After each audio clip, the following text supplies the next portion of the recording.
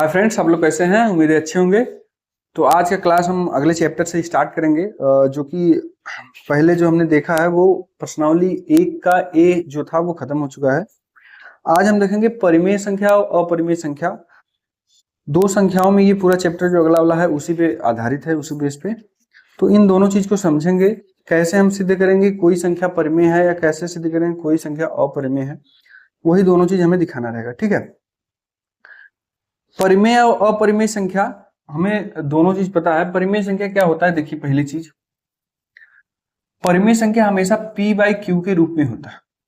p by Q के रूप में मतलब ये कोई संख्या रहेगा, दूसरा कोई संख्या, ठीक है। दूसरा, वो पूर्ण संख्या होना चाहिए। तीसरा चीज क्या होता है कि q जीरो नहीं होना चाहिए, p बाई क्यू के रूप में रहे, q जीरो ना हो, और p और q सहअभाज्य होना चाहिए। सहअभाज्य, सहअभाज्य संख्या होनी चाहिए, ठीक है। ये तीन चीज होनी चाहिए, p बाई क्यू के रूप में रहे, q जीरो ना हो, और p और q सहअभाज्य रहे। सहअभाज्य मतलब क्या होता है? सहअभाज्य मतलब एक दूसरे संख्या को काटे ना, ना और कोई संख्या इनको काट सके। मतलब ये p और q ये एक दूसरे को काट ना सके, ना और कोई एक संख्या इनको काट सके। तो यहां पर जैसे 3/4, ठीक ना, तो ये नहीं हो सकता, यहाँ 4 कट जाएगा। यहाँ तो हमें लिख दिए 2/3। ये देखिए 2/3 जो है वो क्या है? 2/3, ना 2 किसी से कटेगा ना 3 किसी से कटेगा, ठीक है। तो इसको बोलते हैं सहअभाज्य संख्या। 3/4 भी है, ठीक ना। 3/4 का मतलब देखिए 3/4, इन 3/4 इन दोनों संख्या में कोई संख्या ऐसी नहीं एक दूसरे को भी ना काट सके, ना ऐसी कोई संख्या हो जो इन दोनों को काट दे, नहीं काट सकती है, ठीक है। मतलब इन दोनों का जो कॉमन है, या HCF जिसको बोलते हैं, हमने पीछे पढ़ चुका है, HCF जो होता है हमेशा एक होता है इन दोनों संख्या का। तो ऐसी संख्या को क्या बोलते हैं? अभाज्य संख्या, ठीक है। तो ध्यान देना है। तो अगर कोई परिमेय संख्या सिद्ध करना है कि कोई संख्या दिया है, कह रहा है इसको बताइए परिमेय संख्या है अपरिमेय संख्या, तो परिमेय संख्या का मतलब p बाई क्यू के रूप में लिखा होना चाहिए, q जीरो नहीं होना चाहिए, अब p और q सहअभाज्य संख्या मतलब इन दोनों संख्या का HCF एक होना चाहिए, ठीक। पहली चीज है, ठीक ना। तो ये चीज आपको समझना है। और अपरिमेय संख्या आपको पता है क्या होता है? जितने भी अंडर रूट में संख्या होती है सब अपरिमेय हो सकती है, ठीक ना। अंडर रूट 2, अंडर रूट 3, ठीक ना। कोई भी चीज अंडर रूट में दिया हो, या कोई भी चीज अंडर रूट में दिया हो, कोई पूर्णांक संख्या जोड़ा गया हो, तो भी वो अपरिमेय संख्या होगा। जैसे इसमें कोई संख्या जोड़ दिए तो ये अपरिमेय संख्या, या कोई संख्या घटा दिए तो भी अपरिमेय संख्या। तो इसमें अगर कोई संख्या जोड़ा जाए, घटाया जाए या गुणा किया जाए, गुणा करने का मतलब under root two under root अगर गुणा करेंगे तो वो क्या हो जाएगा? परिमेय संख्या हो जाएगा। मतलब अंडर रूट 3 गुणे अंडर रूट 3, तो ये परिमेय संख्या हो सकता है भाई, ठीक है। परिमेय संख्या मतलब ये हो जाएगा 3। तो अगर कोई संख्या जोड़ा जाए, घटाया जाए, तो वो क्या हो जाएगा? अपरिमेय ही संख्या रहेगा, दूसरा कोई संख्या। मतलब किसी भी अपरिमेय संख्या में से कोई पूर्णांक या कोई और संख्या घटाया जाए, जोड़ा जाए, तो हमेशा ऐसी संख्या क्या होता है? अपरिमेय संख्या ही प्राप्त होती है, ठीक ना। तो दो चीज हमें आपको यहाँ सिखाना है। पहला चीज कि अगर परिमेय संख्या कोई संख्या है तो ये तीनों रूल फॉलो होना चाहिए। अगर ये तीनों रूल फॉलो नहीं हो रहे हैं तो वो कौन सी संख्या रहेगी? अपरिमेय संख्या, ठीक है। तो हम चलते हैं एग्जाम्पल की तरफ। एक एक एग्जाम्पल देखेंगे, सारे चीज समझ में आएगा कि हाँ कैसे किसी संख्या को अपरिमेय संख्या। तो आपके एग्जाम में एक क्वेश्चन आना फिक्स है, ये चैप्टर से एक क्वेश्चन आना फिक्स है कि एक देगा ही देगा कि ये सिद्ध करिए कि ये एक परिमेय संख्या है या अपरिमेय संख्या है। तो इसको एकदम अच्छे से देखिएगा, इसमें कुछ भी नहीं है, जो चीज हम बताएं बस ध्यान से देखते रहिए, ठीक है। तो ये जहां तीनों चीज फॉलो होंगे वो हम बोल देंगे ये परिमेय संख्या है, नहीं फॉलो हो रहा है तो मतलब ये अपरिमेय संख्या है, ठीक। तो चलिए देखते हैं एग्जाम्पल की तरफ।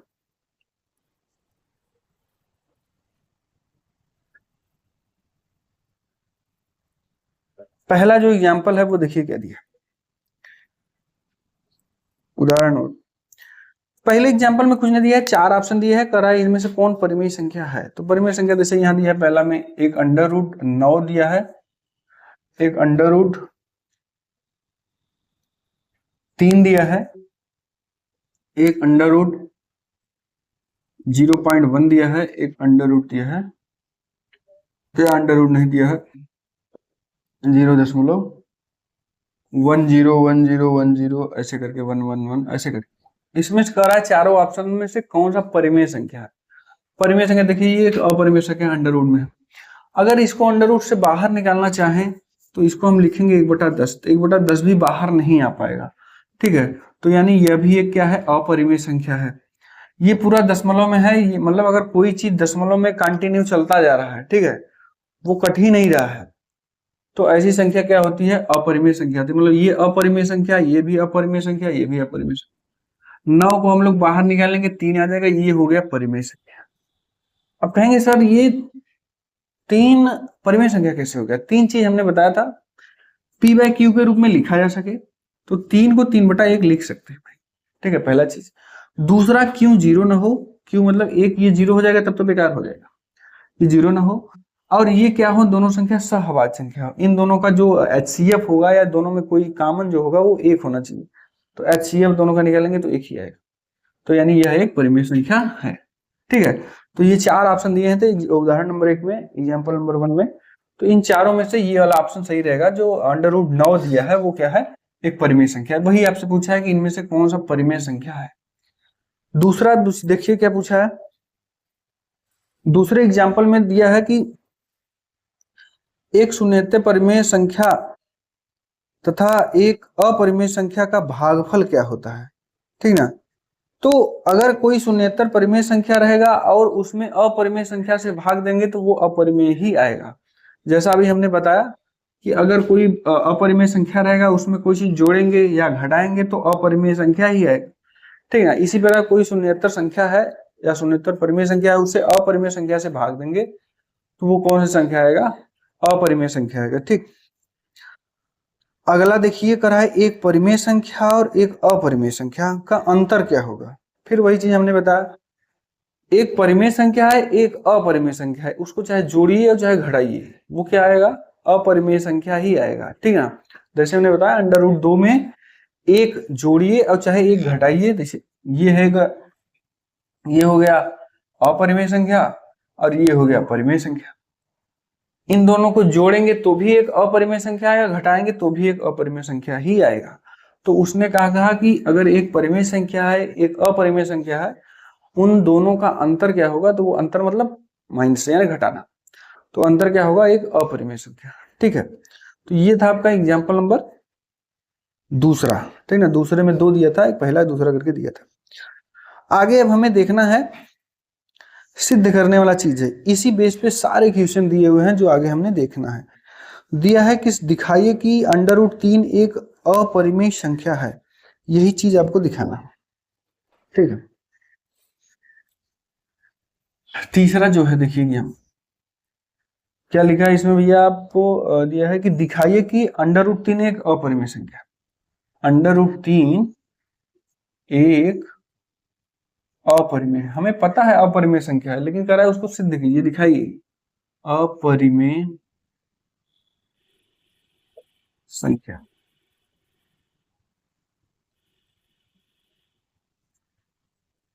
यही सिद्ध करना, ठीक है। चलिए सिद्ध करते हैं फिर हम लोग। तो अगर ये अपरिमेय संख्या है तो परिमेय संख्या के जितने भी रूल्स हैं सब किसी को फॉलो नहीं करेगा, ये पहला चीज, ठीक है। तो हम इसको क्या दिखाएंगे कि हम मान लिए ये एक परिमेय संख्या है, जो दिया है मान लिया ये गलत दिया है भैया, कराए कि यह एक अपरिमेय संख्या है, सिद्ध करिए। तो हम मान लिए ठीक है अपरिमेय नहीं है, परिमेय संख्या है।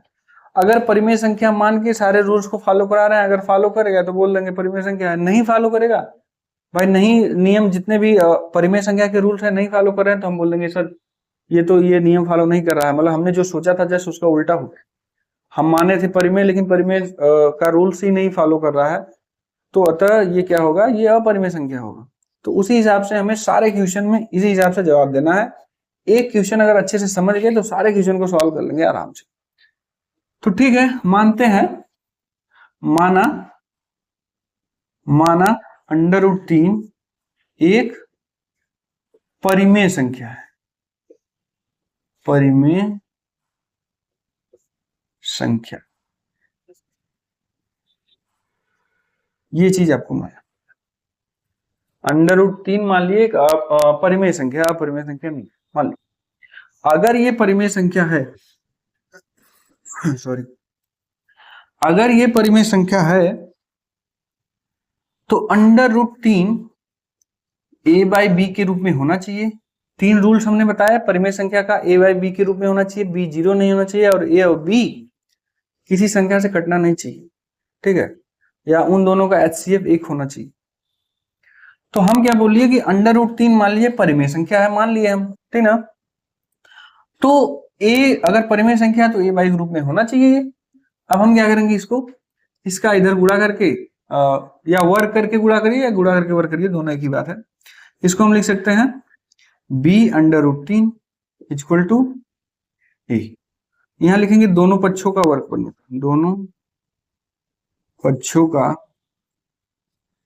वर्ग करने, दोनों साइड होल स्क्वायर कर दिया, होल स्क्वायर कर लेंगे तो हो जाएगा 3b square equal to a square.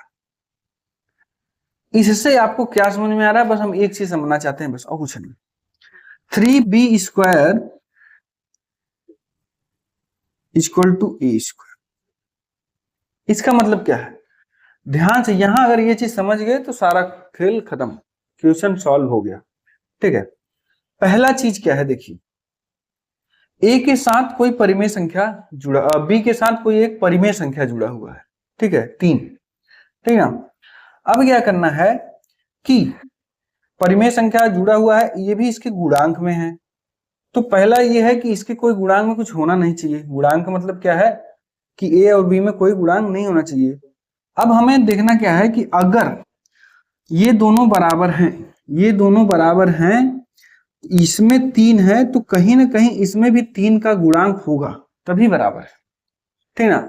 जैसे यहां मान लीजिए 16, ठीक है, और यहां भी हम 16 लिखना चाहते हैं, या ऐसे कर सकते हैं 4 का स्क्वायर इक्वल टू, यहां लिखेंगे 4 अंडर रूट 4 का स्क्वायर।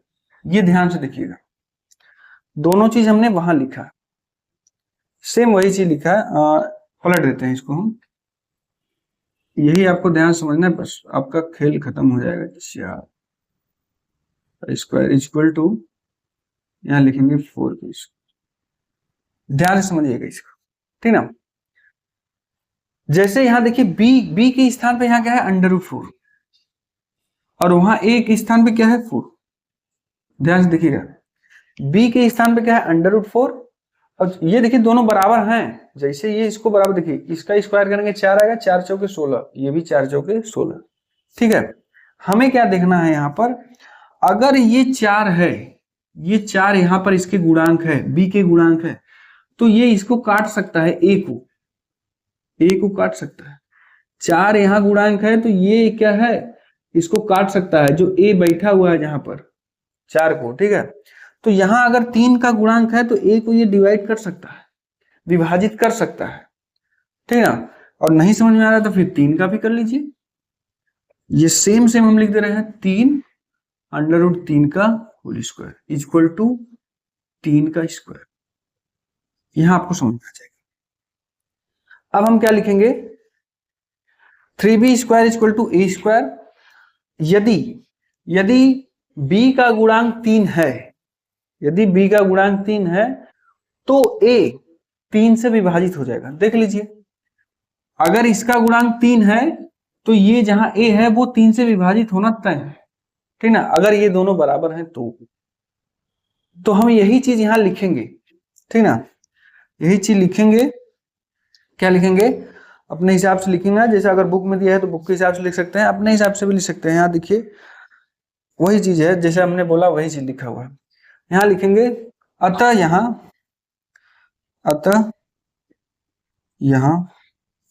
a स्क्वायर 3 से विभाजित हो जाएगा, विभाजित हो जाएगा। भाई इसको देख लीजिए, जो a स्क्वायर है ये 3 से विभाजित हो जाएगा, ठीक है, 3 गुणे 3 करेंगे, 3 से काटेंगे तो कट जाएगा, ठीक ना। इसलिए क्या करना है आपको, अगर ये 3 से विभाजित हो जाएगा ये, तो मतलब ये 3 के गुणांक में कोई संख्या है। 3 के गुणांक का मतलब ये देखिए, यहाँ देखिए, इसको हम क्या लिख सकते हैं, 3 × 1, 3 से विभाजित हो जाएगा, ठीक ना। तो इसलिए हम क्या लिखेंगे यहाँ पर, a equal to 3c, a equal to 3c की जगह पर क्या है यहाँ 1, तो इसको हम c लिखें, यहाँ 2 भी हो सकता है, 3 भी हो सकता है, ठीक ना। तो ध्यान से ये क्वेश्चन अगर समझ गए, सारे क्वेश्चन हमने बताया सॉल्व कर सकते हैं, बस कुछ नहीं करना है, इस चीज को ही समझना है और कुछ नहीं समझना। तो स्टार्टिंग में हमने क्या किया है, स्टार्टिंग में ये कह रहा है कि अपरिमेय संख्या है, याद कीजिए, ठीक है, हम मान लेते हैं। तो हमने माना ये एक परिमेय संख्या है, परिमेय संख्या है, तो अगर परिमेय संख्या है तो √3 a/b के रूप में लिखा जा सकता है, अगर परिमेय संख्या हमने माना है, ठीक है। तो हम क्या करिए, इसका गुणा इधर कर दिए, हम क्या करिए, दोनों पक्षों का वर्ग, दोनों पक्षों का वर्ग, 3b² = a²। अब इस चीज को समझना है कि हम क्या समझाना चाहते हैं। अगर b का गुणांक 3 है, ये दोनों बराबर है a² b², इसका गुणांक 3 है, तो 100% गारंटी है कि a का स्क्वायर कुछ भी करेंगे या a का जो भी मान रहेगा वो 3 को काट सकता है, 3 उसको काट सकता है। देख लीजिए, जैसे यहां देखिए, ये है 3, ये है b² इक्वल टू यहाँ क्या है 3a²। तो क्या 3 इसको नहीं काट सकता है, काट देगा भाई, ये a है, 3 विभाजित करने में कट जाएगा, ठीक ना। तो वही चीज लिखे, अतः यहाँ a² 3 से विभाजित हो जाएगा, अगर 3 से विभाजित हो जाएगा तो a इक्वल टू हम 3c लिख दिए, 3 से विभाजित हो जाएगा, मतलब यहाँ अगर 9 रहेगा 3 × 3 या 6 भी रहेगा, जो भी रहेगा 6 रहेगा, तो 6 को हम क्या लिखेंगे, 3 × 2। तो ये तो मान लीजिए इसका गुणांक हो जाएगा, जो 3 से विभाजित हो जाएगा, जो बचा रहेगा वो क्या रहेगा, तो हमने उसको c लिख दिया, ठीक है। तो ये चीज आपको लिखना नहीं है, हम समझाएंगे। तो a इक्वल टू हमने क्या रखा, 3c, ठीक ना। अब क्या है, यहां मान उठा के रख दीजिए इसमें, समीकरण 1 में a का मान, समीकरण 1 में रख,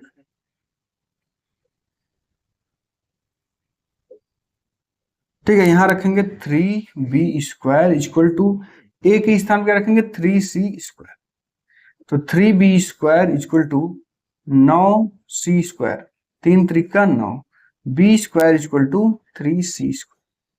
अब फिर यहां पर एक लफड़ा ये है कि अगर इसका गुणांक 3 है, तो 3 अगर ये दोनों बराबर हैं तो 3 b को भी विभाजित कर सकता है, जैसे यहां पर किए हैं, 3 a को विभाजित किया है, जैसे हमने एग्जांपल बताया था, वैसे इसका गुणांक अगर 3 है, दोनों बराबर हैं, तो 3 b को भी विभाजित कर सकता है। यहां फिर लिखेंगे, अतः b² 3 से विभाजित हो जाएगा, 3 से विभाजित हो जाएगा, ठीक, ये हो गया। अब ये चीज हम दोबारा, आपको समझ में आ रहा है, देखिए हम क्या बता रहे हैं, आपको दोबारा समझना चाहते हैं। अब b जो a² है वो भी 3 से विभाजित हो जा रहा है, b² है वो भी 3 से विभाजित हो जा रहा है, मतलब इसका भी गुणांक 3 एक है, इसका भी गुणांक 3 एक है। तो अगर दोनों में कोई उभयनिष्ठ संख्या है तो इन दोनों का HCF कितना आएगा, 3 आएगा भाई। लेकिन हमने क्या बताया कि अगर परिमेय संख्या है तो उसका HCF 1 आना चाहिए, अगर 1 नहीं आया तो वो परिमेय संख्या नहीं है। अब कह रहे हैं कि ये जो a है इसको 3 विभाजित कर सकता है, जो b है उसको भी 3 विभाजित कर सकता है, मतलब इसमें भी 3 का गुणांक है, इसमें भी 3 का गुणांक है, तभी तो ये विभाजित कर सकता है। तो अगर इन दोनों का HCF निकालेंगे तो जो HCF आएगा वो 3 आएगा। अगर HCF 3 आया तो मतलब वो परिमेय संख्या तो है ही नहीं, क्योंकि रूल्स के हिसाब से चलना है। तो दोनों का जो a और b लिए हैं, दोनों का जो HCF होना चाहिए वो कितना होना चाहिए, 1 होना चाहिए, a और b के जो मान में। लेकिन हमने यहाँ देख रहे हैं जो 3 है वो a को विभाजित कर दे रहा है, ठीक ना, या a² को या a को, दोनों कोई भी रहेगा उसको विभाजित कर देगा, ठीक है। अब फिर यहाँ उल्टा ये भी देख रहे हैं कि फिर वही 3 b को भी विभाजित कर दे रहा है, ठीक ना। तो यहां हम लिखेंगे, अतः a तथा b में उभयनिष्ठ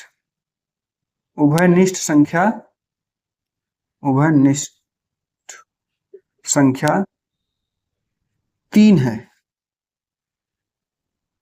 अतः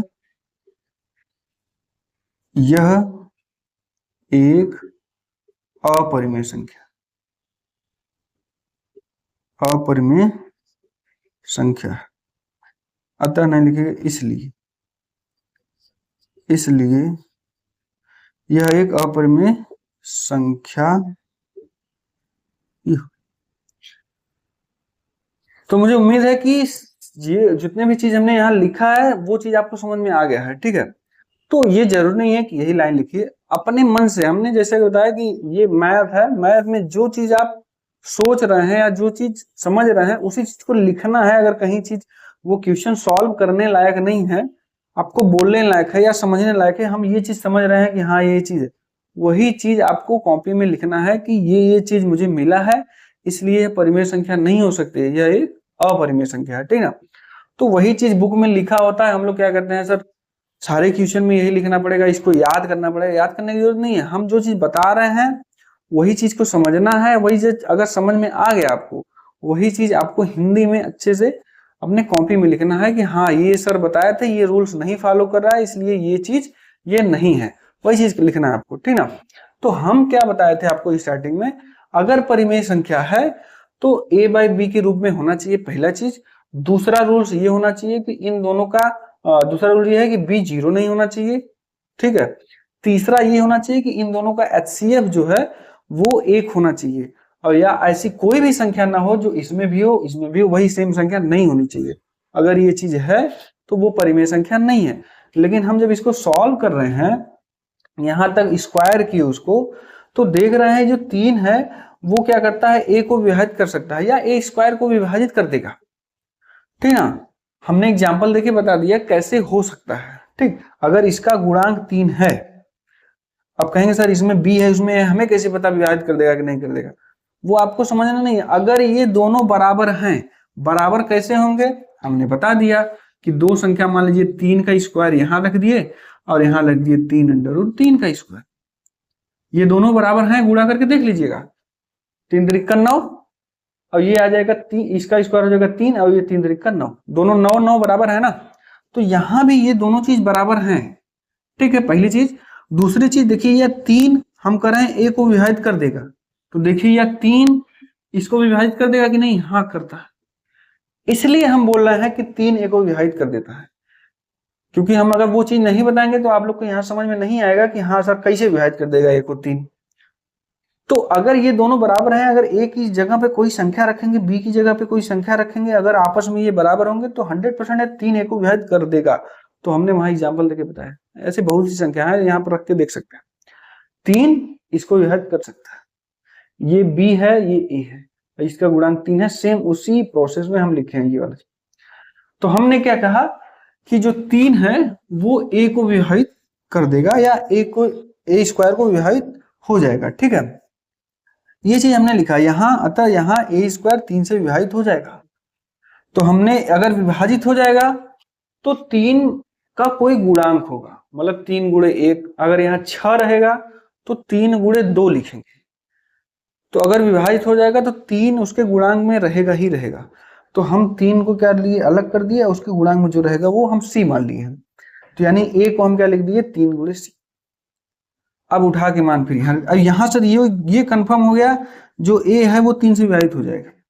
अब जब स्क्वायर करके हम मान रखे हैं उसका, ये a इक्वल टू 3c का मान रखे हैं, फिर वही चीज हमें मिल गया कि अगर इसका गुणांक 3 है तो b भी तो विभाजित हो जाएगा, b जो है वो भी तो विभाजित हो जाएगा जैसे यहां हुआ। तो फिर वही लिखे, अतः b स्क्वायर भी लिख सकते हैं, b स्क्वायर भी, जो आपको सही लगे, मतलब लगना चाहिए कि अगले आदमी को पढ़ते समय लगना चाहिए कि हाँ जो लिखा है एकदम एग्जैक्ट अपने भाषा में लिखा है, किताबी वर्ड मत लिखिएगा। अतः b स्क्वायर भी 3 से विभाजित हो जाएगा, मतलब यहाँ a भी विभाजित हो जा रहा है और b भी विभाजित हो जा रहा है, मतलब इन दोनों संख्या में कोई एक उभयनिष्ठ संख्या है। कौन है वो, 3।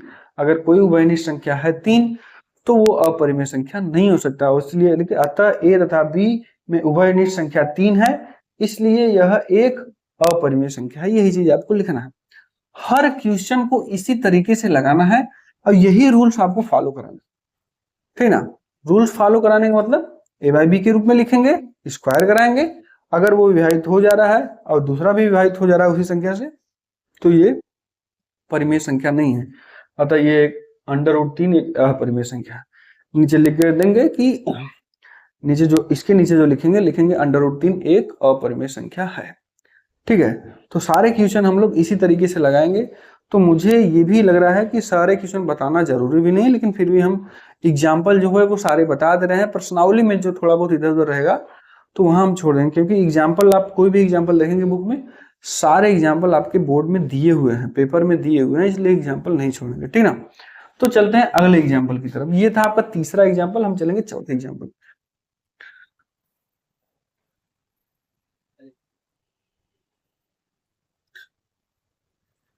चलिए देखते हैं उदाहरण नंबर 4। ठीक है, एग्जाम्पल नंबर 4 देखते हैं। एग्जाम्पल नंबर 4 में देखिए क्या है, वही चीज दिया है जहां √3 था वहां √2 दिया है, उसको सिद्ध करना है। तो मुझे उम्मीद है आप लोग इसको सिद्ध कर लेंगे, लेकिन फिर भी हम बता दे रहे हैं। ठीक है, कराई सिद्ध कीजिए कि √2 एक अपरिमेय संख्या है। सिद्ध कीजिए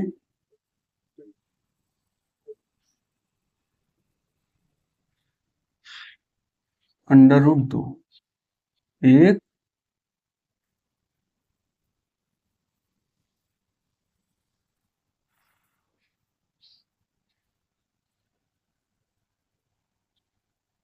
वाइट बोर्ड गीला हो गया भाई।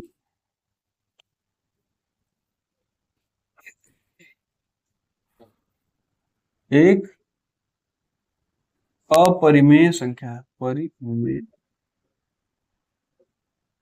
संख्या है, यही से देखेंगे। सेम प्रोसेस करेंगे जो पिछले क्वेश्चन में किए थे। ठीक है, लिखेंगे माना √2 एक परिमेय संख्या, परिमेय संख्या है। मान लिए, तो अगर परिमेय संख्या है तो √2 इक्वल टू क्या हो जाएगा, ए बाई बी के रूप में होना चाहिए। अब हम क्या करेंगे, बी का गुणा इधर करेंगे, 2 करेंगे इक्वल टू ए करेंगे, दोनों पक्षों का वर्ग करने पर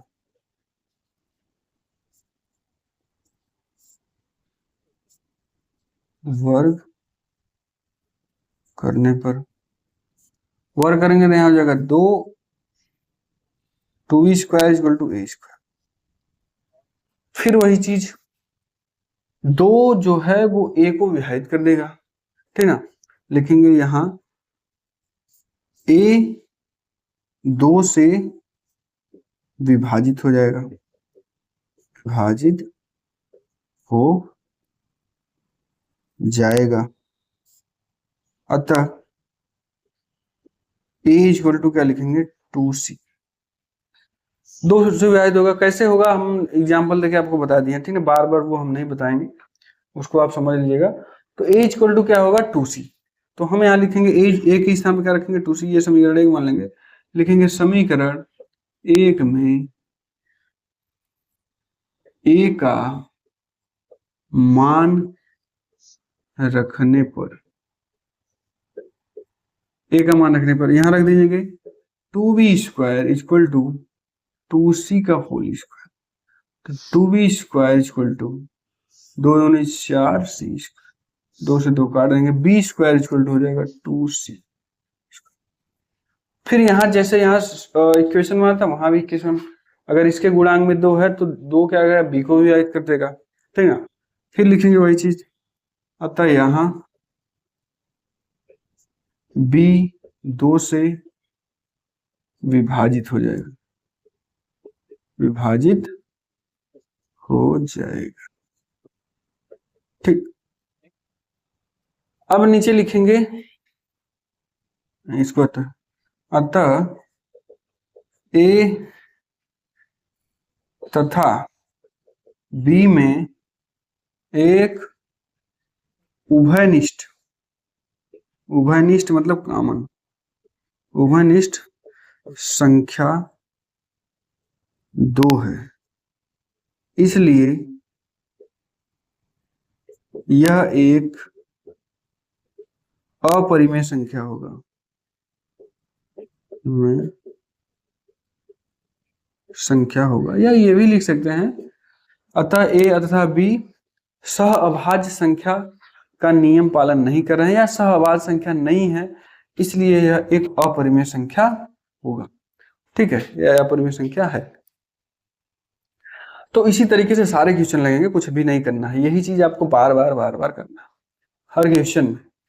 ठीक है, तो ये चीज ध्यान से देख लीजिएगा, अगर ऐसा क्वेश्चन दे और निश्चित रूप से एक क्वेश्चन आएगा ही आएगा, या तो 2 को देगा, या तो 3 को देगा, या तो 5 को देगा, देगा जरूर। ठीक है, इस चीज को नोट करके एकदम अच्छे से रख लीजिएगा, ये इंपॉर्टेंट क्वेश्चन है, इंपॉर्टेंट क्वेश्चन। ठीक है, मोस्ट इंपॉर्टेंट कर लीजिए, एक क्वेश्चन आना ही आना है इससे, ये जान लीजिएगा। या तो 2 को देगा, या तो 3 को देगा, या तो 5 को, इनका होने का चांस 80% है। बाकी 20% जो है हो सकता है प्लस माइनस वाला भी दे सकता है, लेकिन ये ज्यादातर ही यही देता है। ठीक है, 2, 3, 5 में उसका प्रोसेस यही है, यही आपको लगाना है। ठीक है, कि सिद्ध कीजिए है अपरिमेय संख्या है। तो कैसे सिद्ध होगा हमने बता दिया, 2 क्वेश्चन इस टाइप के बता दिए, तो 5 भी तो मुझे नहीं उम्मीद है कि 5 को बताना पड़ेगा। √3 हो गया उधर, ये √2 हो गया, √5, ये तीनों में एक क्वेश्चन देता ही देता है। ठीक है, अब हम आगे चलेंगे, प्लस माइनस वाला देखेंगे, अगर उस टाइप के आ जाएंगे तो उसको कैसे सॉल्व करेंगे। तरीका वही रहेगा सब में। सबसे पहले क्या मानेंगे, उसको परिमेय संख्या मानेंगे, a बाई बी के रूप में लिखेंगे, स्क्वायर करेंगे, फिर उसके बाद हम डिसीजन लेंगे उसके आगे क्या करना है। इसमें लेकिन सिंगल वाला रहेगा, √2, √3, √5 वाले में, तो उसका प्रोसेस यही है। ठीक ना, और कुछ नहीं। तो इस चीज को ध्यान से देख लीजिएगा, एग्जाम में आना ही आना है क्वेश्चन, इंपॉर्टेंट नहीं मोस्ट इंपॉर्टेंट क्वेश्चन है। और बाकी चलते हैं हम अगले एग्जाम्पल की तरफ, उसको देखते हैं उसको कैसे सॉल्व करते हैं। अगर और कोई अलग तरीके से टाइप के आएगा, 5 √2, 3 √2, पहले ये देखेंगे, फिर उसके बाद देखेंगे हम क्या देखेंगे, प्लस माइनस वाला, √2 + 1 बताइए एक अपरिमेय संख्या। तो ये 3 टाइप के क्वेश्चन रहेंगे, या एक सिंगल रहेगा, या सिंगल में गुणांक रहेगा वो रहेगा, या तो फिर ये अपरिमेय संख्या में प्लस माइनस करके दिया रहेगा वो रहेगा। यही 3 टाइप में क्वेश्चन ये है इस चैप्टर में पूरे। तो तीनों टाइप के देख लेते हैं, तीनों को सॉल्व कर लीजिएगा आसानी है। ठीक है, चलते हैं अगले क्वेश्चन। चलिए देखते हैं अगला क्वेश्चन। इसमें क्या दिया है, एग्जाम्पल नंबर, उदाहरण नंबर जो है 5। ठीक है, एग्जाम्पल नंबर 5, ये सब इंपॉर्टेंट क्वेश्चन है, कोई ना कोई एक क्वेश्चन आएगा ही आएगा। ठीक है, इसमें दिया है, दिखाइए कि 3 √2 एक अपरिमेय संख्या। दिखाइए कि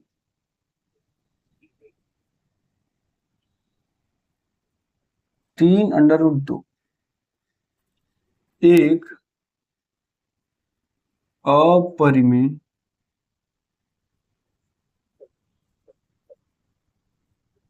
संख्या है। ठीक है, चलिए भाई दिखाते हैं इसको। माना माना यह एक सॉल्व, यह एक परिमेय संख्या है, परिमेय संख्या है। ठीक है, मान लीजिए यह एक परिमेय संख्या है, जैसे हमने पीछे माना। तो 3 √2 इक्वल टू कितना हो जाएगा, a बाई बी, ये होगा। तो √2 इक्वल टू कितना हो जाएगा, a/3। अब ध्यान से इसको देखिएगा, ध्यान से देखने का मतलब देखिए, यह एक अपरिमेय संख्या है और यह एक परिमेय संख्या। ठीक है, और ए बी और 3 जो है वो क्या है, पूर्णांक है, क्योंकि अगर परिमेय संख्या माने हैं तो ए और बी पूर्णांक होंगे, 2, 3 होगा, 3, 4 होगा, कुछ भी होगा। ठीक ना, तो यहां हम लिखेंगे अतः ए बी और 3 एक पूर्णांक संख्या है, पूर्णांक संख्या है,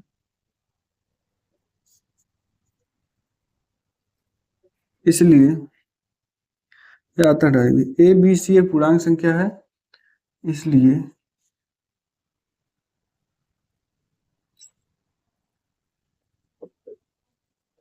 इसलिए a/3b एक परिमेय संख्या होगा।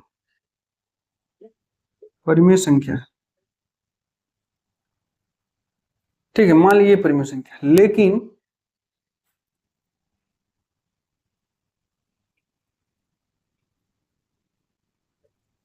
√2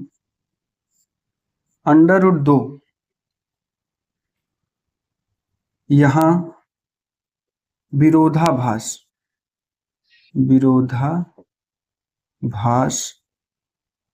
कार्य कर रहा है।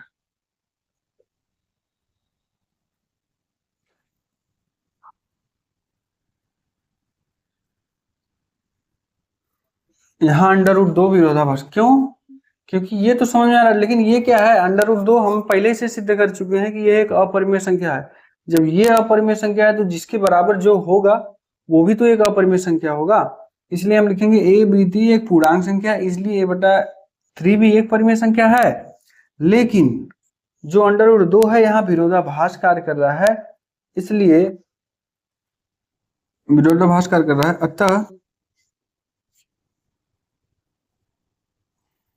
√2 एक, हाँ लिखेंगे ऐसे, अतः नहीं लिखेंगे, हम जानते हैं कि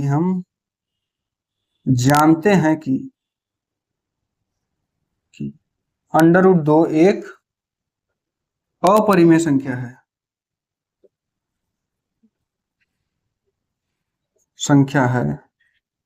इसलिए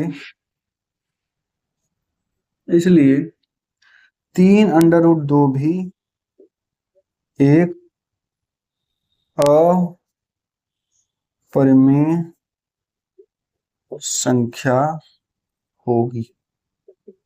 ये आपको लिखना, इसमें लिखने वाला चीज ज्यादा है, समझने वाला कम। समझना यही है कि दिखाइए कि 3√2 एक अपरिमेय संख्या है, ठीक है, मान लेते तो हम सबसे पहले इसको परिमेय संख्या माने, परिमेय संख्या a रूप में लिखे, 3 इधर कर दिए। अब पता चल रहा है कि a b ये 3 सब क्या है, पूर्णांक है, तो इससे तो ये लग रहा है कि यह एक परिमेय संख्या है। लेकिन √2 एक विरोधाभास कार्य कर रहा है, मतलब हमें पता है पहले से कि √2 एक अपरिमेय संख्या है। जब ये अपरिमेय संख्या है तो ये भी अपरिमेय संख्या होगी ही, ठीक ना। तो यहाँ लिखेंगे लेकिन √2 यहाँ विरोधाभास कार्य कर रहा है। हम जानते हैं कि √2 एक अपरिमेय संख्या है, इसलिए 3√2 भी एक अपरिमेय संख्या होगी। तो सेम यही क्वेश्चन एक और है, 5√2। ये आगे आपका एग्जाम्पल नंबर कौन सा है,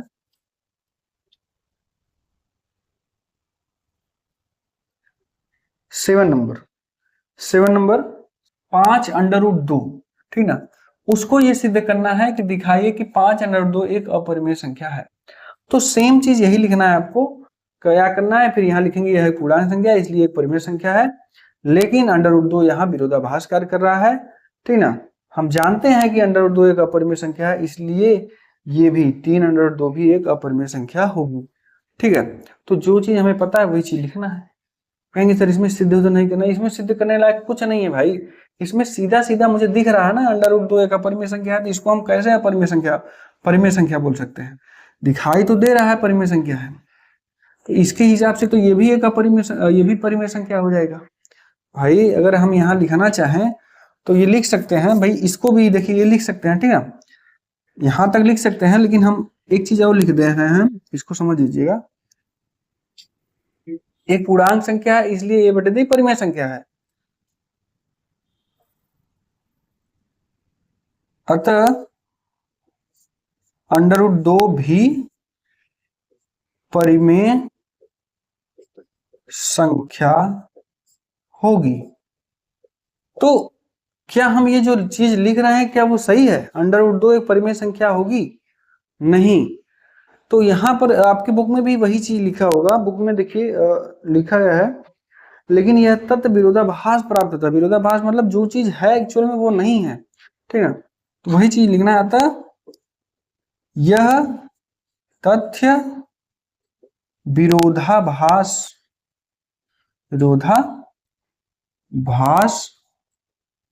प्राप्त होता है। ये जो √2 है परिमेय संख्या जिसको हम बोल दिए हैं, ये तो गलत, सरासर गलत है। मुझे पता है √2 क्या है, एक अपरिमेय संख्या है, लेकिन इसके हिसाब से तो यहाँ परिमेय संख्या आ जा रहा है। तो यहाँ लिखेंगे अतः यह तत्व विरोधाभास प्राप्त होता है √2 एक अपरिमेय संख्या है, अपरिमेय संख्या है, इसलिए ये मिले, इसलिए 3√2 एक अपरिमेय संख्या होगी, अपरिमेय संख्या होगी।